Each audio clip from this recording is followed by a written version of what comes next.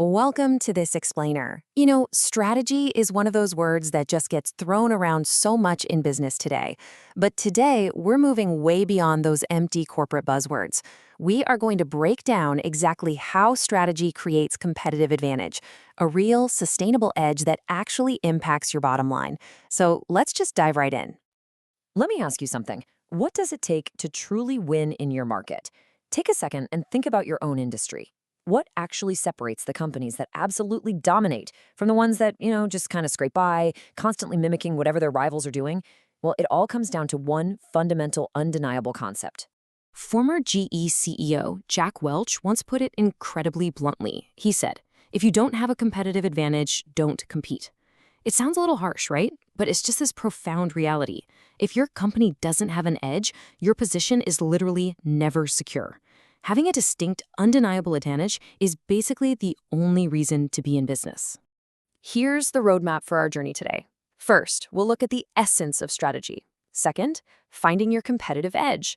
Third, creating and capturing value. And finally, testing your strategy. Section 1. The essence of strategy, moving beyond fuzzy thinking.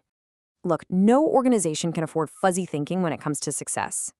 Fundamentally, strategy is all about doing different things or doing things differently to create value for your customers and then capture that value within your own walls.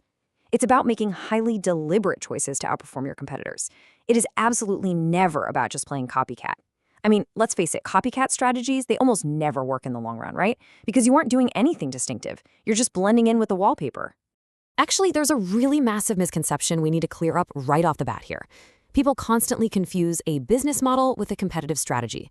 A business model, that's really just a description of how your business runs, the basic math of your operations, and how you bring in money. But a competitive strategy, that explains how you will actually do better than your rivals. You absolutely need both to succeed, for sure, but they are definitely not the same thing. Let me give you a perfect example to illustrate this. Kmart versus Walmart. So, back in the day, both of these guys had the exact same discount retail business model. They slashed costs by getting rid of the fancy carpets and personal service, all in exchange for lower prices. But Walmart took that model and paired it with a totally brilliant competitive strategy. Founder Sam Walton specifically targeted rural customers. He was putting massive stores into little one-horse towns that literally everyone else was just completely ignoring. This allowed them to buy dirt-cheap land and preempt their competitors entirely. Now, Kmart, on the other hand, they just tried to appeal to everyone, everywhere. And that is not a distinctive strategy.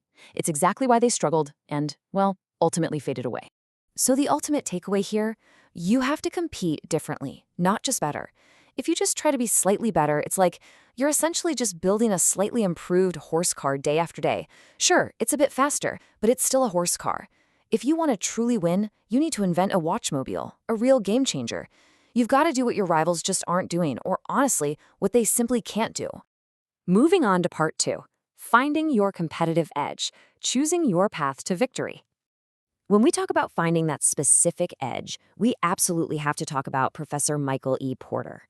His foundational work essentially proved that the very heart and soul of strategy lies in the specific actions you take to gain a competitive advantage in the marketplace. You simply cannot be everything to everyone. Porter made it crystal clear that you have to make some really hard choices in your business to establish a true edge. Now, Porter identified 3 main strategic paths for achieving this edge. First up is cost leadership. This means ruthlessly reducing your operating costs so you can charge lower prices, which obviously requires highly efficient logistics and super low overhead. Second is differentiation.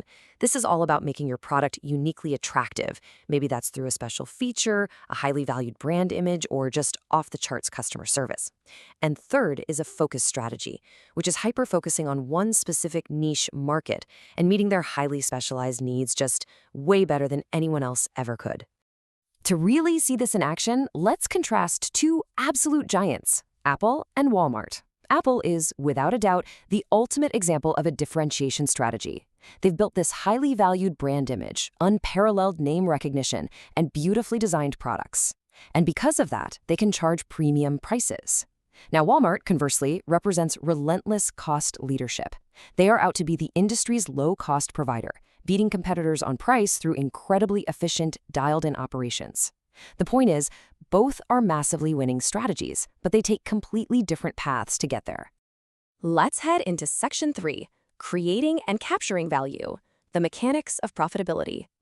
Okay, so let's look at the actual math of how strategy works. At its core, economic value is simply the gap between what a customer is willing to pay for your product and what it costs you to produce it. So strategy is essentially about moving two critical needles. You either need to dramatically increase a customer's willingness to pay, which you do by building strong brands and loyal customers, and then hold it there. Or, on the flip side, you need to massively slash your costs through efficient logistics and low overhead and hold that there. Apple is just an absolute masterclass in this willingness to pay dynamic. They achieve superior value by carefully and deliberately integrating their operating systems, their hardware, their application software, and their services. They create this completely seamless ecosystem and an undeniable image of prestige. And because they deliver this superior value that rivals simply can't match, they generate intense customer loyalty. That loyalty translates directly into an incredibly high willingness to pay, which allows them to capture massive future cash flows. That right there is exactly how strategy creates competitive advantage.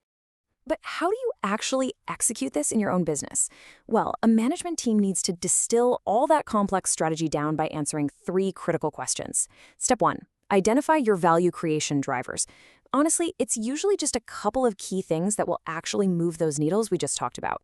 Step 2, agree on the critical few challenges. What are the top 3 or 4 internal or external obstacles standing in your way?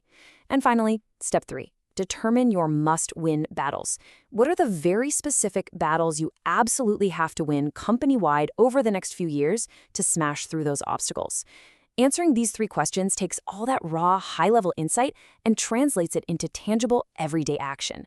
And that brings us to part 4, testing your strategy. Is it built to last? Look, once you have a strategy in place, you have to pressure test it. Every manager should rely on these 3 ultimate tests. First up is the fit test. Does the strategy actually fit your external market conditions and your internal resources? Second, the competitive advantage test. Does this strategy guarantee a sustainable, long-lasting edge over your key rivals? And third, the performance test. Is it actually producing good company performance? Like strong market standing and real measurable financial profitability. If your existing strategy fails these tests, well, it needs to be heavily scrutinized and, more than likely, completely overhauled. Which leaves us with one final, absolutely crucial question for you to consider about your own business today. Is your strategy truly distinctive, or are you just stuck in a crowded place? Remember, just mimicking successful rivals rarely works out. If your strategy isn't distinctive, you don't actually have a competitive advantage, and you're just going to get lost in a massive crowd of imitators. So I want you to take a hard look at your organization today and ask yourself if you are truly choosing to compete differently. Thanks so much for joining me for this explainer, and I really hope this helps you build a strategy that truly wins. We'll see you next time.